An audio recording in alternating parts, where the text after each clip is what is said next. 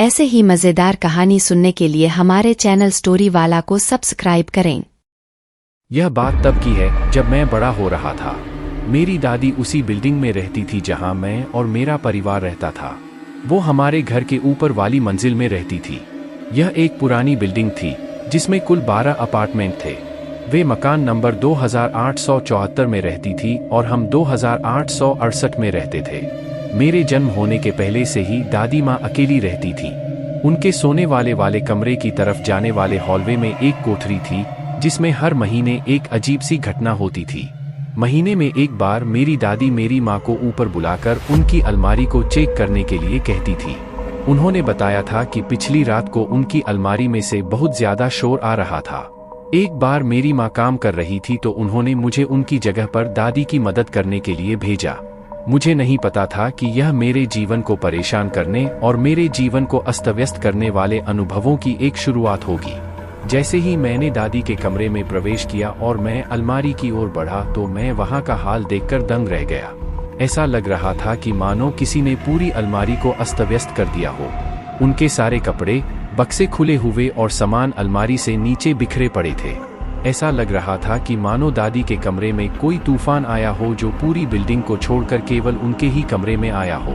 मैंने दादी से पूछा कि यह कब से हो रहा है तो उन्होंने बताया कि ऐसा पिछले 20 सालों से हो रहा है। मैंने उस समय इस बात पर ज्यादा ध्यान नहीं दिया और मैं अलमारी को साफ सुथरा करके चला गया। इसके 2 साल बाद मेरे माँ का अचानक निधन हो गया। तो मेरी दादी माँ ने हमारा साथ देने और हमें हिम्मत देने के लिए हमारे साथ रहने का फैसला किया ताकि इससे पैसे भी बच जाए और हम सब साथ भी रह सके। इसके कुछ समय पहले ही दादी ने पैसे बचाने और सहायता पाने के लिए हमारे साथ रहने का फैसला किया। उस समय मेरे पापा ने मुझसे कहा कि तुम दादी के बेडरूम से कुछ जरूरी डॉक्यूमेंट्स ले आओ जो मैं वहां रख दिया था। तब मैं उदास मन से दादी के कमरे में जाने लगा, पर मुझे कुछ अच्छा महसूस नहीं हो रहा था।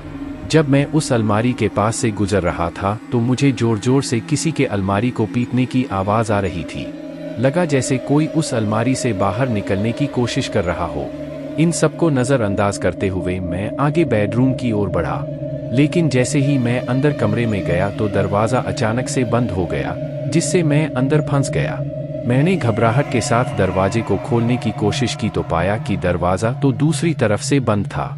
लेकिन मेरा भाग्य अच्छा था तो मैंने थोड़ी कोशिश करके दरवाजा खोल दिया और मैं जितना जल्दी हो सके उतना जल्दी उस अपार्टमेंट से बाहर भागा।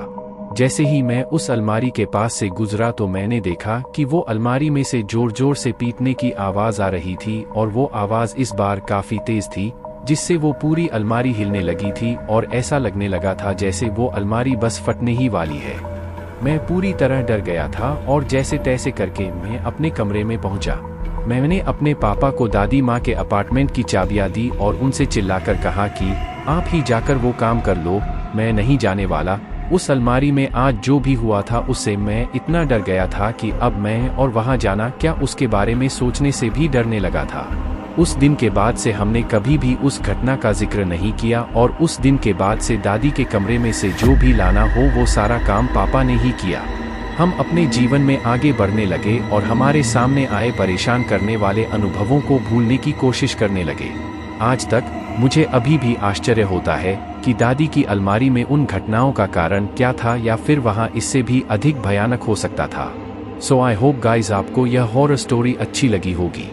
Thanks for watching. Subscribe to our channel for more stories.